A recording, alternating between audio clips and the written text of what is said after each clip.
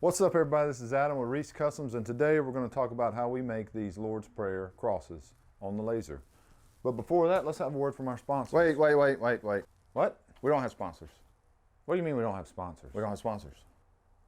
Well, who pays for this? You pay for it. I do. Yeah. No. We need to get sponsors. Well, we don't have them, so Well, whatever. Okay. Negative Nancy, just saying. go do whatever you got to do. I'm just going to have a delicious, refreshing sip of this Rain energy drink. It picks me up when I'm down. It's not going to work. What do you mean it's not good? Of course it's going to work. They're going to see it. No. Then they'll be throwing energy drinks No. at us. No. Whatever. Let's get to the making. Okay, so now that all that's out of the way, the producer's kind of angry, but I think he'll get over it.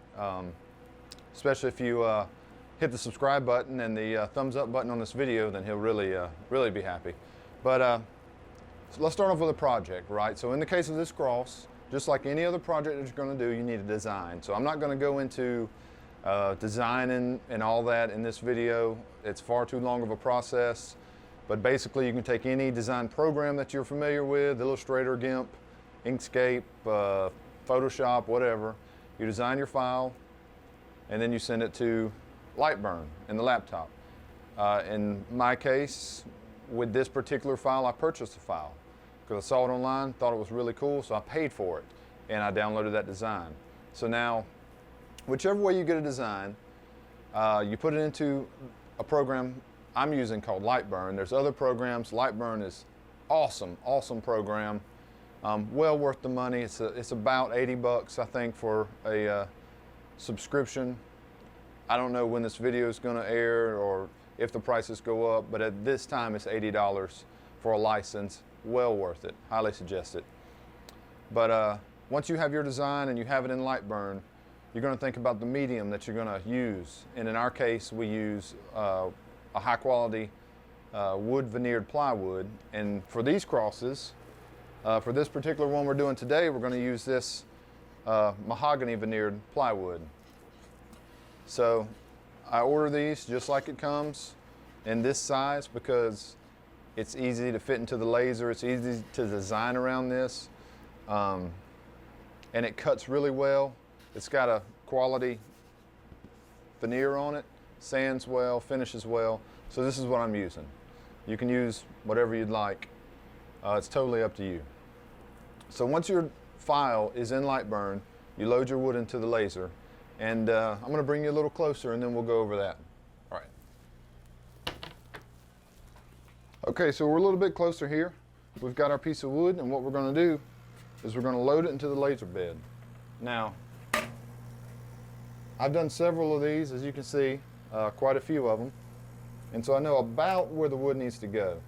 There's a lot of videos and tutorials about how to line up stuff. We're going to skip that for the purpose of this video, just so you can kind of see the overall process.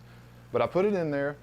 There's a button called Frame on Lightburn, and you press Frame and it will draw a frame around your design, and that kind of lets you know that your wood's in the correct place.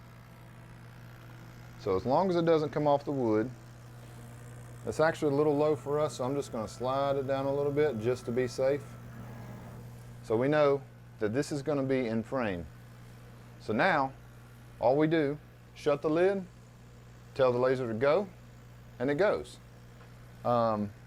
Key things to remember with the laser: the water chiller must be on, it must be running to cool the tube, or else the laser will burn out prematurely.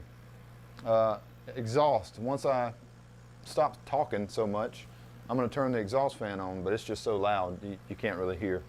So I'm going to do a quick time lapse of the cutting. I'll turn the exhaust on, we'll play some fancy music or something like that, and then I'll come back after that.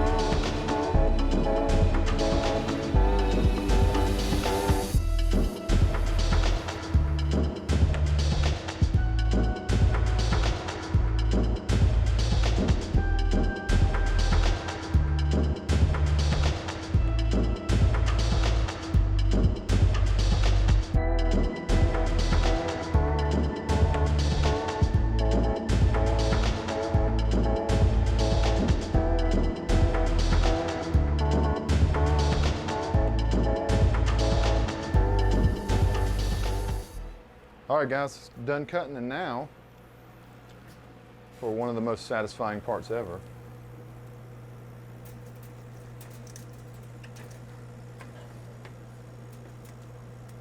We carefully separate it, and if everything went right, all the pieces should be down there. That's pretty cool, isn't it? But this is what we're left with.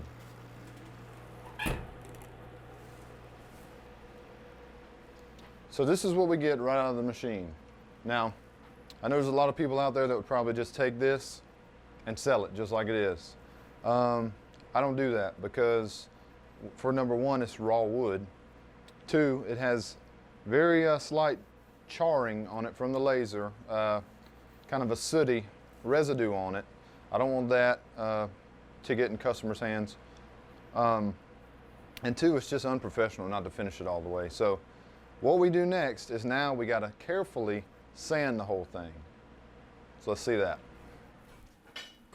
All right, guys, you'll probably see, hopefully it's out of frame, but there's a lot of mess here. My producer was supposed to clean it up. He didn't, he's slacking.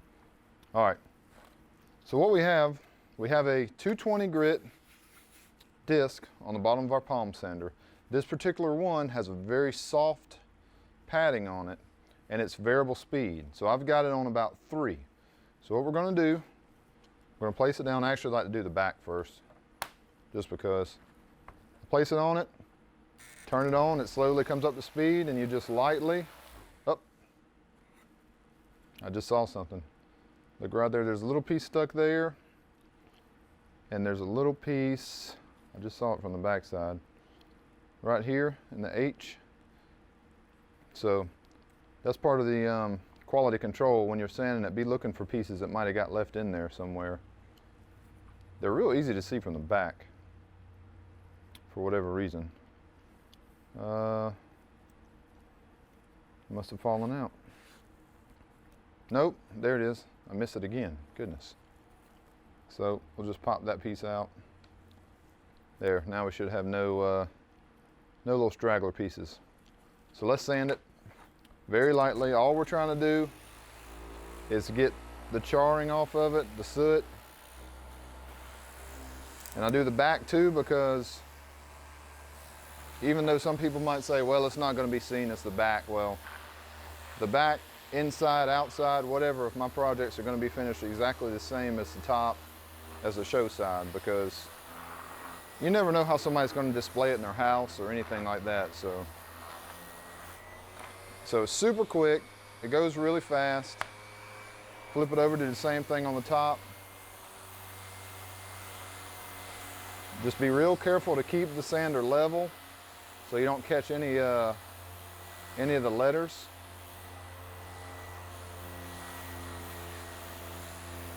You can kind of see the difference here.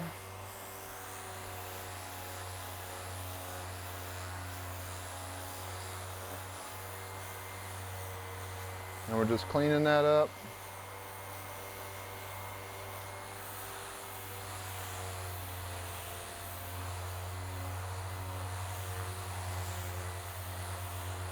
Oh, I see another straggler piece. I'll show you in just a second.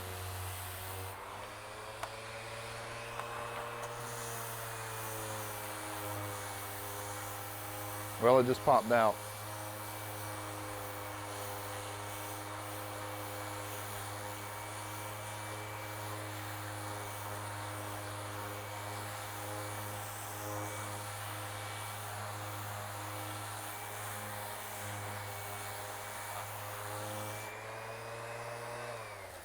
And once you're satisfied with how it looks, this little straggler piece was in here, somewhere around this. I don't remember exactly where it was, but it was hiding out in there. But anyways, now we have to put finish on it. So let's go. All right, we're at the finishing table, and what we're going to use on these is lacquer. So I really like lacquer. It's clear. It dries really fast, but it also brings the grain out of the wood really well. So I also use water-based polyacrylic from time to time. It dries really fast too. It's a good finish, but it doesn't bring the grain out quite as well as an oil-based, something like lacquer. So what we're going to do Shake it up real well. I'm going to give it a few coats. Let it dry a little bit in between. Give it another coat. You don't want to go too thick. So what we do is we just spray it real lightly, and you can see how it's bringing that grain out.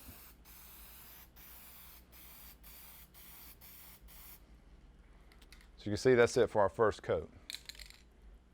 So we'll let this dry for a few minutes. It really doesn't take long. And then we'll put a second coat on. All right guys, it's been about 5 or 6 minutes, and we're gonna go with another coat. So this time, you know, the first time I went like this time I like to go this way. That's just because. I feel like it makes sure that you have real even coverage on everything. And when I do the last coat, I'll go both ways with the same coat.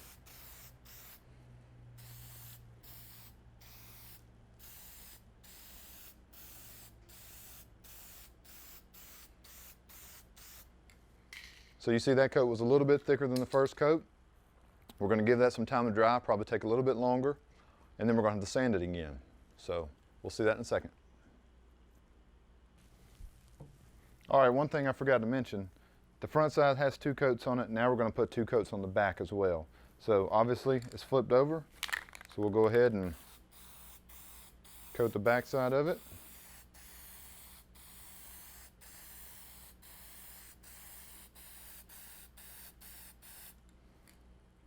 We'll wait about 5 minutes or so and we'll put another coat on.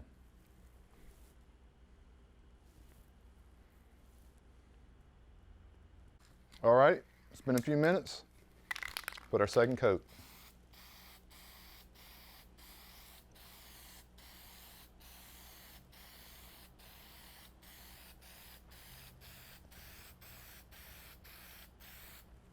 All righty, so once that dries, then we're going to go on to sanding. So, see you there. All right guys, so this has 2 coats, front and back. And a lot of people might leave it like this, but it just leaves kind of a rough finish. You can feel the grain a lot, which I mean, it's cool, but it just doesn't look all the way finished to me. So we're gonna take the same 220 grit, just like we did before for the char and stuff. But this time, all we're gonna do is just knock down any raised grain and kind of just lightly scuff up the finish. And that's all we're looking to do here. So I'm gonna start on the back. You see it goes really fast.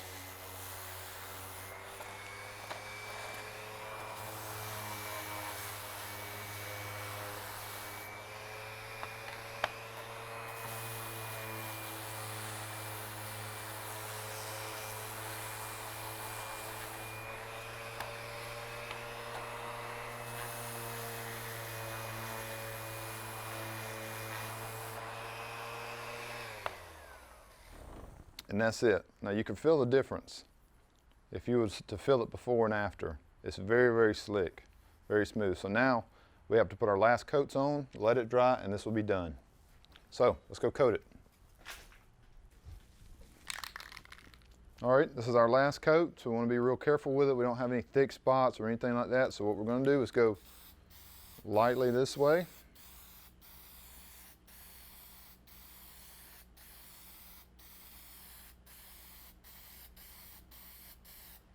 And then we're going to go back across like this.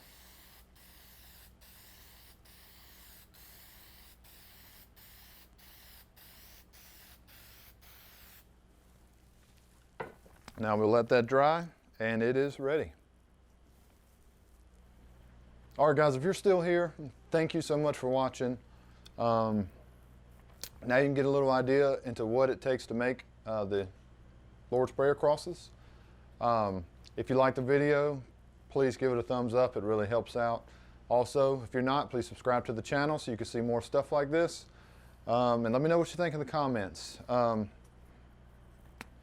get these, you can check out reesecustoms.com. I'll provide a link in the description below. And thanks for watching. Have a good one.